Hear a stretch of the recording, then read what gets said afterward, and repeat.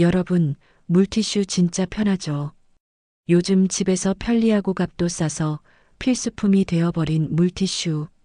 식탁 닦을 때, 리모컨 닦을 때, 가끔은 휴대폰이랑 안경도 에이, 한 번쯤은 괜찮겠지 하고 물티슈로 슥슥 닦아보신 적 있으시죠? 그런데 이 영상 끝까지 보시고 나면 집에 있는 물티슈 당장 들고 나와서 성분표부터 확인해 보고 싶어지실 겁니다. 안녕하십니까? 저는 예방의학환경보건학 교수로 20년 동안 대학에서 근무해 온 전유리입니다. 편하고 싸고 냄새도 좋아서 집마다, 회사마다, 심지어 손주들 가방 안에도 물티슈 한 통씩은 꼭 들어 있습니다. 그런데요, 오늘 영상에서는 그동안 연구해온 논문과 자료를 기반으로 물티슈에 대해 대부분이 모르고 있는 진실 3가지와 물티슈를 절대 사용하면 안 되는 장소 5곳까지 모두 설명드리겠습니다.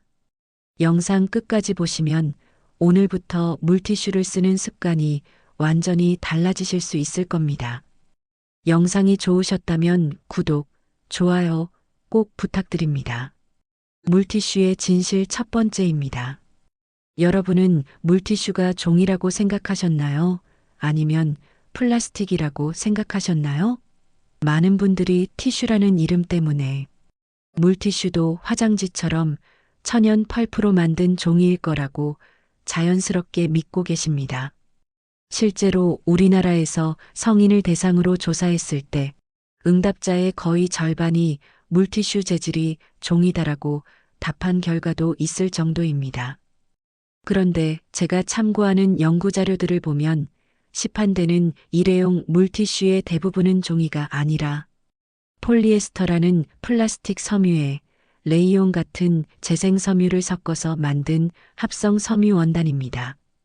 손으로 만져보면 부드럽고 포근해서 마치 천처럼 느껴지고 이 정도면 몸에 괜찮겠지라고 생각하기 쉽지만 속을 들여다보면 빨대, 페트병, 일회용 음료수 컵과 같은 플라스틱 계열 제품에 훨씬 더 가깝다고 보셔야 합니다.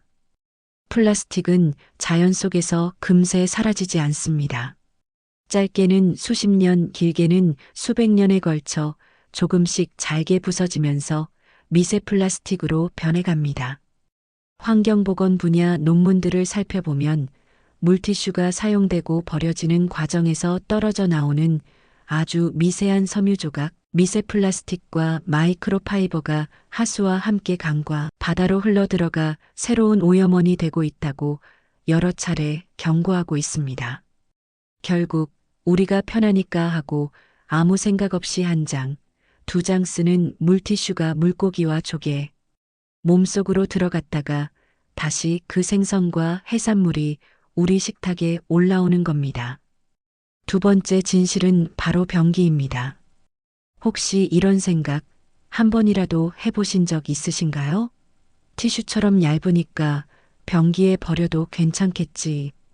포장에 물에 잘 풀린다고 써 있으니까 그냥 변기에 버려도 되겠지. 겉모양이 화장지와 비슷하다 보니 물티슈를 변기에 그냥 버리시는 분들이 의외로 많습니다. 하지만 환경하수 처리 관련 보고서들을 보면 물티슈는 변기에 버리면 안 되는 대표적인 문제 요소로 자주 언급됩니다. 그 이유는 간단합니다. 물티슈는 물이 흐르는 동안에도 화장지처럼 완전히 풀어지지 않고 섬유 구조가 그대로 남아있기 때문입니다. 이 섬유 조각들이 하수관 안으로 들어가면 배수관 안에 붙어 있는 기름 찌꺼기와 엉겨붙어 커다란 찐득한 덩어리를 만들고 이 덩어리가 하수관을 좁게 만들거나 완전히 막아서 역류악취 같은 문제를 일으키며 정화 과정에서 걸러지지 못한 작은 조각들은 강과 바다로 흘러가 미세 플라스틱 오염을 더 심하게 만듭니다. 실제로 해외 여러 도시에서는 이렇게 물티슈와 기름이 엉겨 만들어진 덩어리 때문에 막힌 하수관을 통째로 파내는 작업을 반복할 정도입니다. 예방의학 환경보건학 관점에서 여기서 드리고 싶은 메시지는 아주 분명합니다. 물티슈는 절대 화장지가 아닙니다. 변기에 버리면 안 되고 사용하신 뒤에는 반드시 일반 쓰레기로 버리셔야 합니다. 세 번째 진실은 바로 피부와 건강입니다. 물티슈 포장 뒷면의 성분표를 자세히 보시면 대략 이런 이름들이 적혀 있는 것을 보실 수 있습니다. 정제수, 물, 계면활성제, 세정 성분, 글리세린 같은 보습 성분, 여러 가지 보존제, 방부제, 각종 향료. 이 가운데 특히 주의해서 보셔야 할 것이 바로 보존제와 향료, 그리고 일부 세정 성분입니다. 의학 논문과 보건의료 자료들을 살펴보면 물티슈에 사용되는 보존제 가운데 특히 메틸이소티아졸리논, MI, 메틸클로로이소티아졸리논, MCIMI와 같은 성분들이 반복적으로 노출될 경우 아이들의 기저귀 부위, 성인의 손과 얼굴, 피부가 얇고 예민한 민감 부위에 사용되었을 때 접촉 피부염, 알레르기 반응, 습진 등을 일으킬 수 있다는 보고들이 여러 편 있습니다.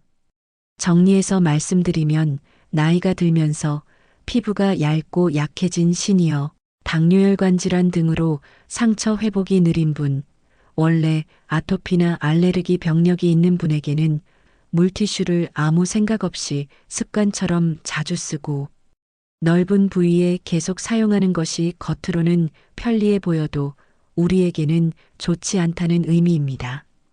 그래서 의학정보 에디터로서 시니어께 꼭 드리고 싶은 한 줄 정리는 이것입니다. 피부에 직접 쓰는 물티슈는 가능하면 횟수를 줄이고 정말 꼭 필요할 때에만 짧은 시간 동안 작은 부위에만 사용하자. 제가 공부하고 현장에서 20년 넘게 관찰해온 경험을 바탕으로 물티슈를 절대 쓰지 말자라고 분명하게 말씀드릴 수 있는 5가지를 정리해 드리겠습니다. 첫 번째는 많은 분들이 가장 많이 쓰고 계신 전자기기 화면입니다.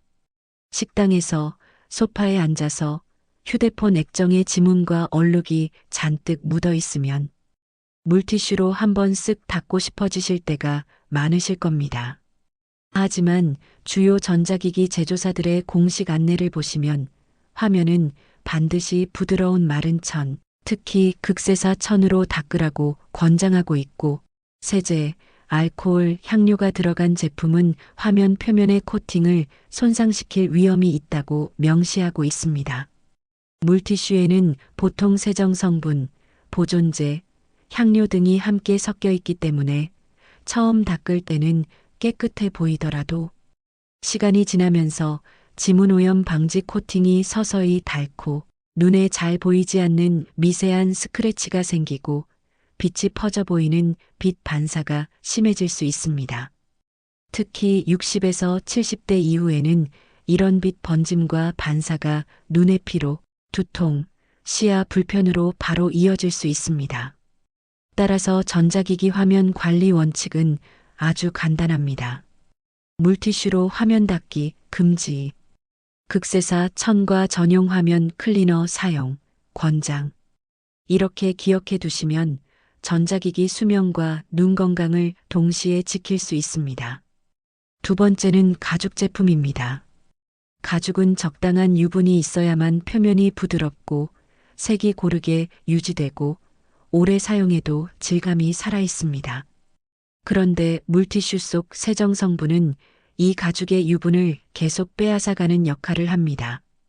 그 결과 시간이 지나면 표면이 마르고 갈라지고 색이 칙칙하게 변하고 심한 경우에는 곰팡이까지 피어날 수 있습니다. 특히 천연 가죽은 한번 상하면 복원이 거의 불가능하기 때문에 값비싼 지갑, 가방, 소파일수록 물티슈 사용에 더욱 주의해야 합니다. 그래서 가죽 관리 원칙은 다음과 같이 정리할 수 있습니다. 평소에는 마른 부드러운 천으로만 표면 먼지를 가볍게 닦아주고 얼룩이 생겼을 때는 가죽 전용 클리너나 사용하지 않는 크림 화장품을 소량 묻혀 마른 천으로 부드럽게 문질러 닦아줍니다. 한 줄로 정리하면 가죽의 물티슈는 오늘부로 그만. 이렇게 기억해 두시면 가죽제품 수명을 훨씬 더 오래 가져가실 수 있습니다. 세 번째는 원목 가구입니다. 나무는 눈에 보이지 않는 작은 구멍과 틈을 통해 수분이 들어갔다 나가기를 반복하면서 쉽게 뒤틀리거나 갈라질 수 있는 재질입니다. 각종 가구 관리 가이드와 전문가 조언을 보면 물기가 많은 걸레로 자주 닦지 말 것, 알코올이나 강한 세제는 코팅을 벗겨 광택을 없애고 표면을 거칠게 만들 수 있다고 경고하고 있습니다. 물티슈는 수분이 많고 세정 성분과 향료까지 함께 들어있는 경우가 많기 때문에 원목 식탁과 서랍장을 계속 물티슈로 닦으면 표면 코팅이 서서히 닳고 특유의 광택이 사라지고 나무 틈 사이로 수분이 스며들어 뒤틀림, 갈라짐, 변색이 나타날 위험이 커집니다. 따라서 원목 가구 관리 원칙은 다음과 같습니다. 평소에는 마른 먼지털이개나 마른 부드러운 천으로 가볍게 관리하고 얼룩이 생겼을 때만 살짝 적신 천으로 한번 닦은 뒤 곧바로 마른 천으로 물기를 완전히 제거합니다. 주기적으로는 천연 오일이나 전용 오일을 발라 나무 표면을 보호해 주는 것이 좋습니다. 이렇게만 관리해도 원목 가구를 훨씬 오래 보기 좋게 유지하실 수 있습니다. 네 번째는 많은 분들이 매일 쓰시는 안경 렌즈입니다. 안경 닦기가 안 보일 때 물티슈로 안경을 한번 닦아보신 경험이 거의 다 있으실 겁니다. 닦을 때는 깨끗해 보이지만 마르고 나면 물자국이 남거나 뿌연 막이 낀 것처럼 보이는 경우가 많습니다. 요즘 안경 렌즈에는 대부분 블루라이트 차단, 자외선 차단, 난반사 방지 같은 여러 코팅이 올라가 있습니다. 물티슈의 섬유와 세정 성분은 이런 코팅 표면에 아주 미세한 상처를 조금씩 내게 되고 시간이 지날수록 빛 번짐이 심해지고 눈부심이 커지고 결국 눈 피로가 더 심해질 수 있습니다. 따라서 안경 관리법은 꼭 이렇게 지켜주시는 것이 좋습니다. 전용 세정액과 안경 전용 융, 안경 닦기를 사용해서 닦고 세정액이 없을 때에는 미온수에 가볍게 헹군 뒤 부드러운 천으로 톡톡 눌러 닦아줍니다. 물티슈로 안경을 닦는 습관은 렌즈 코팅과 눈 건강을 위해 가능한 한 피하시는 것이 좋습니다. 마지막 다섯 번째는 가족의 건강과 가장 직접적으로 연결되는 식탁과 주방 조리대입니다. 행주가 찝찝하게 느껴지거나 번거롭다고 느껴지실 때 식탁을 물티슈로 쓱 닦고 끝내는 경우가 적지 않습니다. 겉으로 보기에는 깨끗해 보이지만 여기에는 중요한 문제가 두 가지 있습니다. 일반 물티슈는 살균 기능이 거의 없거나 있어도 매우 제한적입니다. 국물, 소스, 음식물 찌꺼기가 남아있는 상태에서 문지르면 세균이 그 자리에서 바로 없어지는 것이 아니라 오히려 다른 위치로 옮겨 다닐 수 있습니다. 또 한편으로 연구들을 보면 제대로 소독되지 않은 행주 역시 식탁 위 세균을 줄이기보다는 오히려 늘리는 역할을 할 수 있다는 결과도 있습니다. 그래서 식탁조리대 관리 원칙은 이렇게 정리할 수 있습니다. 식탁 전체를 물티슈로 문지르는 습관은 중단한다. 잘 빨아서 완전히 말린 행주 또는 주방용 종이 타월과 식탁 전용 살균제를 사용한다. 마지막에는 반드시 마른 행주나 마른 티슈로 한 번 더 닦아서 세제, 살균제 성분을 최대한 제거한다. 물티슈는 꼭 필요할 때 국물이 튄 부분을 잠깐 닦아내는 응급용 정도로만 제한해서 사용하시는 것이 가족 건강을 지키는데 훨씬 더 안전합니다. 이건 정말 물티슈가 필요한 상황인가 한 번만 더 생각해 보신다면 그것만으로도 이미 건강 관리와 환경 보호를 동시에 실천하시는 것입니다. 영상이 좋으셨다면 구독, 좋아요 부탁드립니다.